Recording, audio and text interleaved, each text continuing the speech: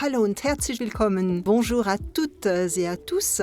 Bienvenue dans notre émission transfrontalière. Aujourd'hui, on a posé nos caméras, vous le voyez, dans un lieu magnifique, le Beau-Stalzé, dans le nord de la Sarre. Cette émission, elle est placée sous le signe de la mobilité, puisqu'on se rendra dans différents endroits près de la frontière et même au-delà de la frontière. Nous irons jusque dans l'espace avec notre invité, l'astronaute sarrois Matthias Maurer. Je vous invite à regarder notre sommaire. Au programme de l'émission, le ticket mensuel à 9 € a permis de voyager en transport en commun, en illimité, partout en Allemagne. On fera le bilan de cette opération spéciale qui a duré 3 mois. L'astronaute sarrois Matthias Maurer est notre invité. Il a passé presque 6 mois dans l'espace à bord de la Station spatiale internationale. Le labo interculturel de Thom se penche sur les feux de circulation en France et en Allemagne. En voiture ou en transport en commun, on se rendra pour finir au château Berwartstein, situé en Rhénanie-Palatinat.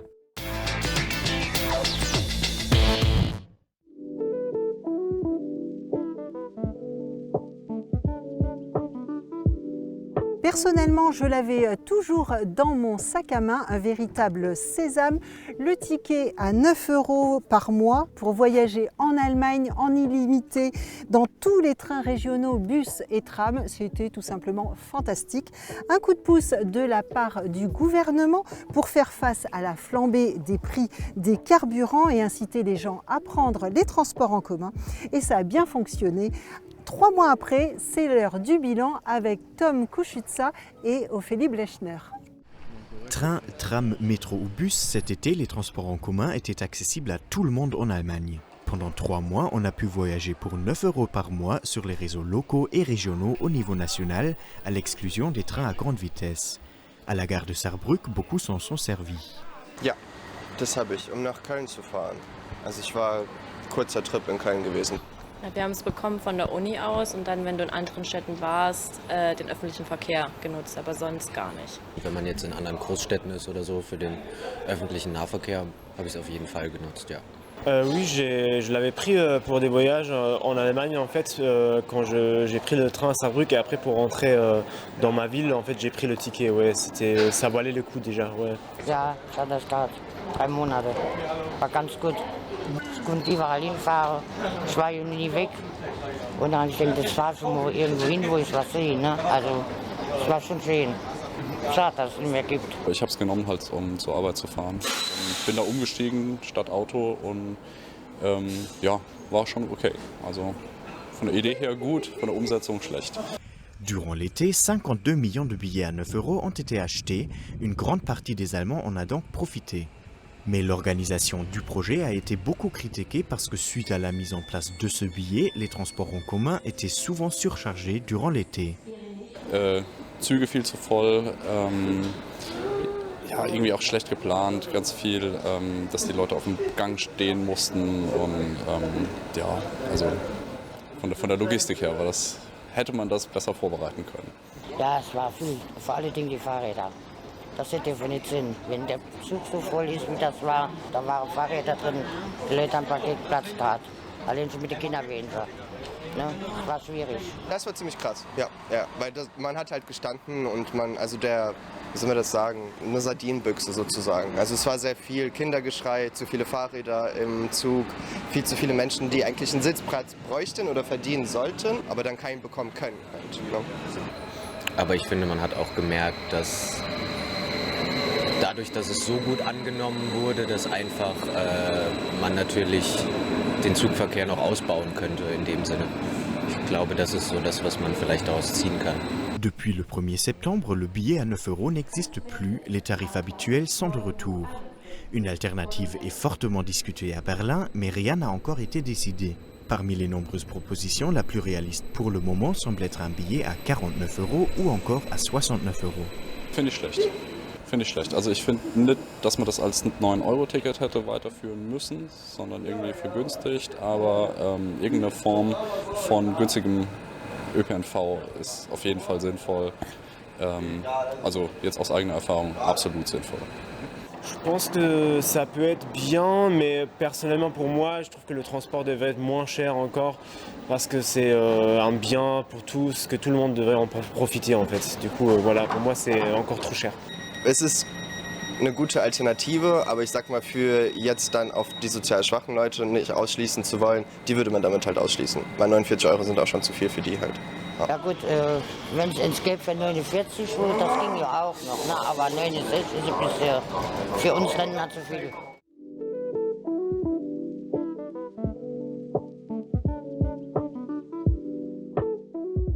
Matthias Maurer, il est originaire de Sarre.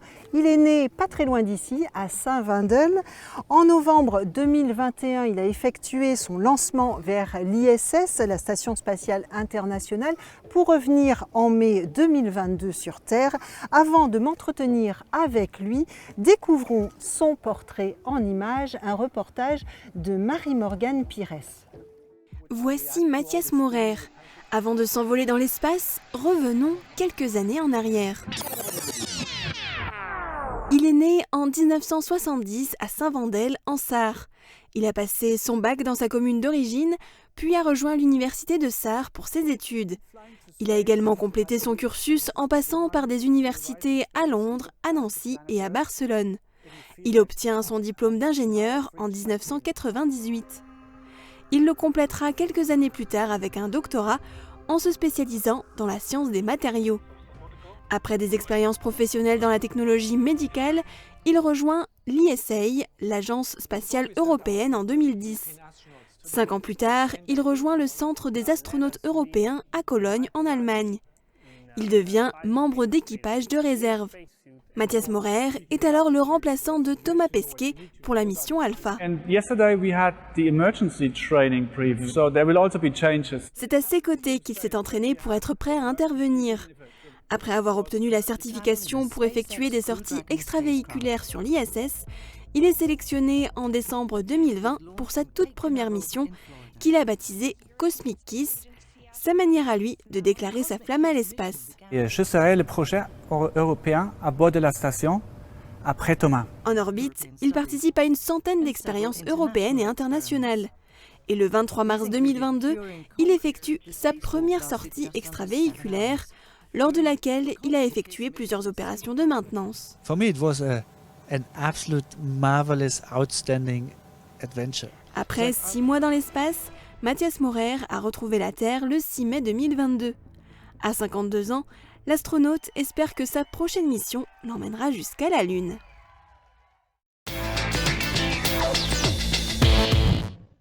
Guten Tag, Matthias Maurer. Guten Tag. Nach 6 Monaten im Weltall, wie geht es Ihnen gesundheitlich? Ja, wenn man 6 Monate ins All fliegt, dann braucht man circa auch 6 Monate wieder auf der Erde, um sich wieder 100% fit zu fühlen. Und ich fühle mich mittlerweile schon wieder richtig schön erdverbunden. Ja, Sie haben gesagt, jeder Tag war ein Highlight an Bord der ISS. Welcher war der tollste? Ja, wie gesagt, jeder Tag war ein Highlight, ein absolutes Abenteuer. Ich würde mal sagen, die Ankunft im Weltall war ganz, ganz spektakulär. Der erste Moment, in der Raumstation zu sein, die Erde von oben zu sehen, das war der lange Traum, den ich hatte, auf den ich viele Jahre hingearbeitet habe. Aber der richtig spektakulärste Tag war der Tag, an dem ich die Raumstation verlassen durfte, um einen Weltraumspaziergang durchzuführen. Dann war ich 7 Stunden in einem Raumanzug unterwegs, außen an der Raumstation, und es war ein richtig tolles Abenteuer. Und gerade für so einen Moment braucht man Mut, oder? Denken Sie nicht an den Moment an einem Film wie Gravity? Also ist es nicht Angst dabei? Ja, also man hat Respekt. Wenn man Angst hätte, dann wäre es der falsche Beruf. Aber natürlich, man ist dort in einer Umgebung, an der Menschen normalerweise nicht leben können. Es gibt Vakuum, also keine Luft zum Atmen. Und ohne meinen Schutzanzug würde ich im Schatten erfrieren, weil es ist viel zu kalt. Und in der Sonne würde ich verbrennen, weil es ist viel zu heiß. Und deswegen ist es natürlich schon ganz, ganz wichtig, dass man hochkonzentriert ist, dass man eine ganz gute Ausbildung hat, sehr viel trainiert hat. Und dann kann man diese Aktivitäten auch sicher durchführen. Aber es stimmt schon, es ist ein sehr riskanter Einsatz. Aber um auf Gravity zurückzukommen, wir hatten unseren Gravity-Moment, das war 4 Tage nach der Ankunft im All, haben die Russen einen Satelliten abgeschossen, das waren die russischen Militärs, und dann entstand sehr viel Weltraummüll. Und dieser Müll ist auf uns zugeschossen und wir mussten diesem Müll ausweichen, aber wir wussten ja noch gar nicht, in welche Richtung. Und das war wirklich wie im Film Gravity ganz am Anfang. Ah ja. Aber zum Glück war unser Ende ein Happy End. Okay, keine Fiktion. Keine Fiktion. Okay. An Bord der ISS haben Sie auch über 100 Experimente durchgeführt. Welche sind für uns auf der Erde sehr wichtig? Ja, bei dieser Vielzahl an Experimenten gibt es ein ganz weites Spektrum. Wir entwickeln neue Materialien und diese Materialien, die finden wir in Zukunft dann auch in technischen Gegenständen, wie zum Beispiel auch in einem Auto, in einer Autobatterie oder auch in Flugzeugen, ganz leichte, stabile Werkstoffe, die den Transport dann effizienter machen, um Energie einzusparen. Aber ich hatte ein ganz tolles Experiment oben, das möchte ich als Highlight vielleicht auch erwähnen, das war Beton anzurühren. Beton ist ja ein Werkstoff, der überall um uns herum ist. Also hier, das ist alles aus Beton hergestellt und die Häuser sind aus Beton hergestellt. Das ist kein Werkstoff, den man normalerweise im Weltall verwendet. Aber im Weltall können wir den wunderbar untersuchen und studieren. Und die Idee ist, diesen alten Werkstoff zu verbessern mit Raumfahrttechnologie. Und bei der Herstellung von Beton entsteht sehr viel CO2, was ja auch für den Klimawandel ganz wichtig ist. Und wenn wir dank Weltraumforschung nun diesen alten Werkstoff Beton verbessern können, dann haben wir auch etwas Gutes gegen den Klimawandel erzielt. Mhm. Und all das haben Sie mit 8 Jahren, als Sie ein Kind waren, haben Sie sich vorgestellt, dass Sie irgendwann im Weltall bleiben würden, dass Sie alle diese Experimente machen würden? Ja, also ich komme ja aus dieser Gegend hier und mit 8 Jahren war ich auf der anderen Seite dieses Waldes dort hinten und habe gesehen, wie die Flugzeuge hier immer über die Gegend geflogen sind. Früher gab es hier sehr, sehr viele Militärübungen und als Kind wollte ich Pilot werden. Ich wollte die Welt von oben sehen, runterschauen, aber dass ich in den Weltraum fliegen könnte, also richtig weit nach oben, das habe ich mir eigentlich nicht erträumen können. Und wie sieht jetzt Ihre Zukunft aus? Wären Sie bei dem ersten Flug zum Mars dabei, selbst wenn es nur einen Hinweg geben würde? Nee, also ein vernünftiger Astronaut von heute plant eine Reise immer so, dass es einen Hin- und einen Rückflug gibt. Wenn jetzt ein Angebot kommt, dass ich nur irgendwo hinfliege, dann lehne ich das direkt ab. Also das Leben auf der Erde ist das beste Leben, was man im Weltraum kennen. Und für uns ist der nächste Schritt, ich war jetzt auf der Internationalen Raumstation, die fliegt in 400 Kilometern Höhe über der Erde, also gar nicht weit. Aber der nächste Schritt ist zum Mond, der fliegt 400.000 Kilometer über der Erde, also 1000-mal weiter weg, als ich jetzt war. Und auf dem Mond können wir sehr viel lernen, sehr viel studieren und auch viel Technologie entwickeln. Und diese Technologie brauchen wir, um zum Mars zu fliegen und auch dann wieder vom Mars zurückzukommen. Also man sieht, dieser Beruf ist viel Arbeit, man muss vielleicht auch viel opfern.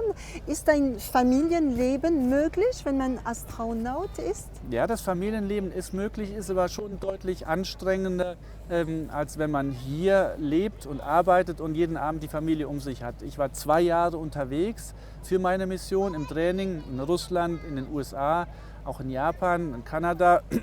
Und in dieser Zeit habe ich natürlich sehr wenig Zeit mit meiner Familie verbracht, besonders auch zu Zeiten von Corona, wo das Reisen noch mal komplizierter war. Ja.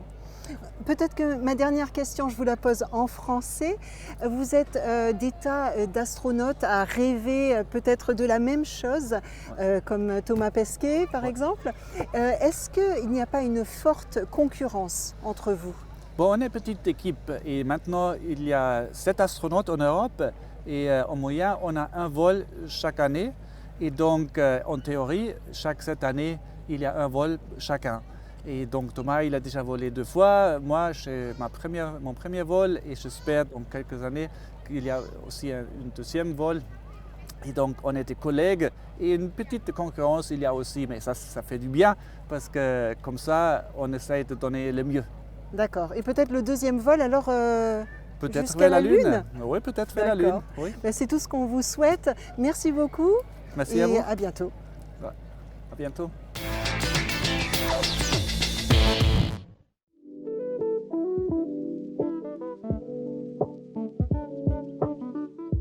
n'est plus question de fusées mais de voitures. Je vous propose de rejoindre notre ami allemand Tom. Son labo interculturel porte cette fois-ci sur les feux de circulation, de quoi lui donner parfois quelques sueurs froides lorsqu'il est en France.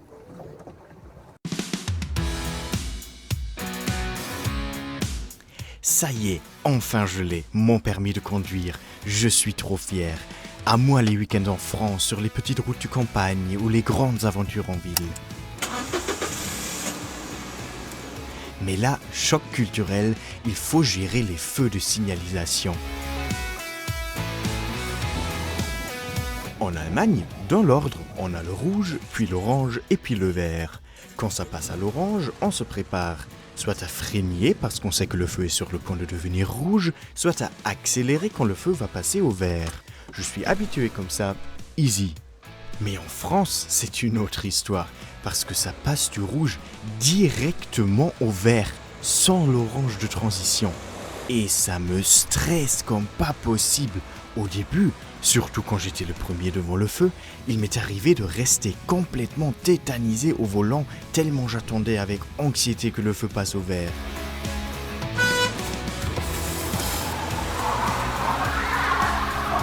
Mais je dois reconnaître qu'en France, il y a un aspect assez pratique avec ces mini-feux à hauteur de voiture. Il n'existe pas en Allemagne. Pas besoin de faire des acrobaties dans son véhicule pour savoir de quelle couleur est le feu.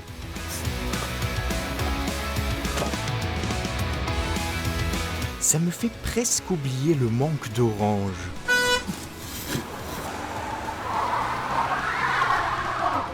Ou peut-être pas. Allez, bonne route.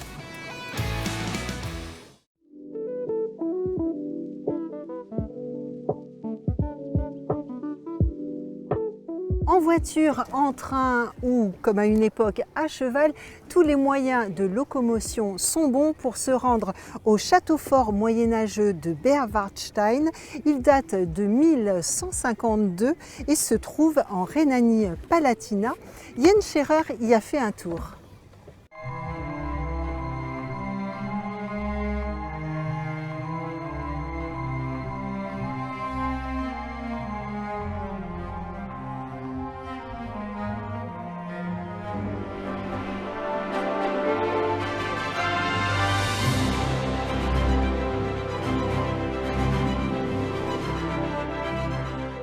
C'est un imposant édifice, le château de Berwartstein.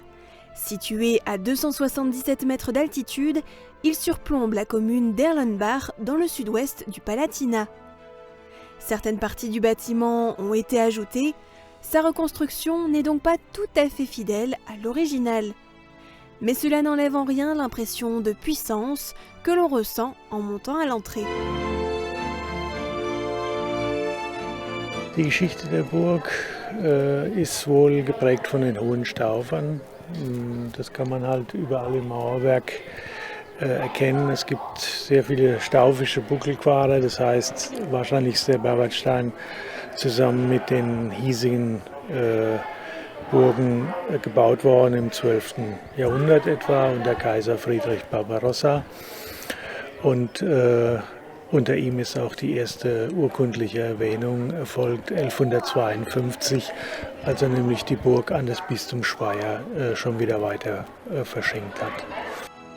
Lorsqu'en 1480, le prince Philippe le Bel a confié le château à son maréchal Hans von Trotha, commença alors la légende du chevalier brigand Hans Trapp. Il a fait non seulement parler de lui pour ses enlèvements et ses demandes de rançon, mais il a également inondé la petite ville française de Wissembourg en détruisant une digue. Sous son règne, le château était encore fortifié et longtemps considéré comme imprenable. En 1591, l'édifice brûle après avoir été frappé par la foudre et devient alors une ruine. Nach seiner Zeit ist der Berwartstein in einen Dornröschenschlaf verfallen. Das heißt, 300 Jahre lang hat sich eigentlich nichts auf der Burg getan. Und dann haben wir es einem Ostpreußen letztendlich zu verdanken, einem Herr Theodor von Baginski, der dieses Objekt wieder ausgebaut hat. Er hat im Ende des 19. Jahrhunderts wieder Leben eingehaucht. Die Burg hat natürlich durch den langen Leerstand gelitten gehabt und dann kam eine Wiederausbauphase dieses Ostpreußen.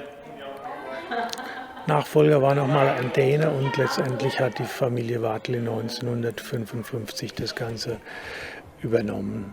C'est sous la direction de la famille Wadel, dans laquelle Raina Claus s'est mariée et qui vit encore ici aujourd'hui, que les visites guidées et la gastronomie ont commencé dans le château.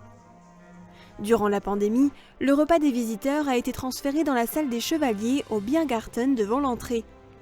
Mais il souhaite bientôt proposer à nouveau des soirées comme le repas des chevaliers.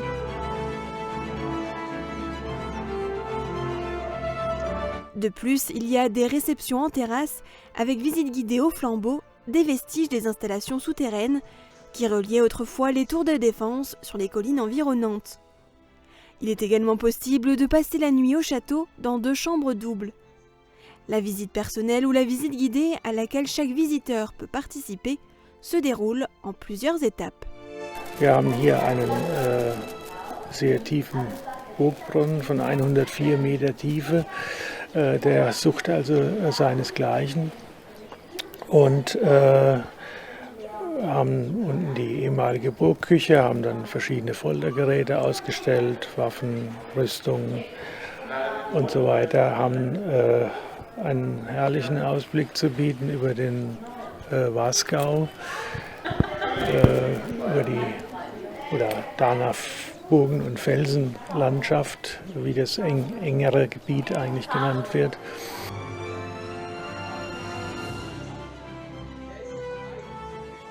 Après avoir traversé le jardin pittoresque et passé les catapultes, on arrive dans les installations souterraines, éclairées uniquement à la bougie. Et voilà enfin la fin de la visite. Le château de Bewaldstein est ouvert toute l'année, tous les jours de mars à octobre, et en hiver, uniquement les week-ends.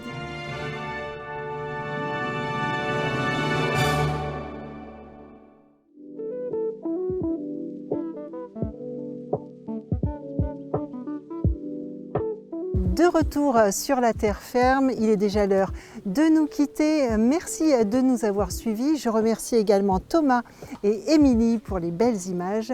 Au plaisir de se retrouver le mois prochain. Tschüss und bis bald.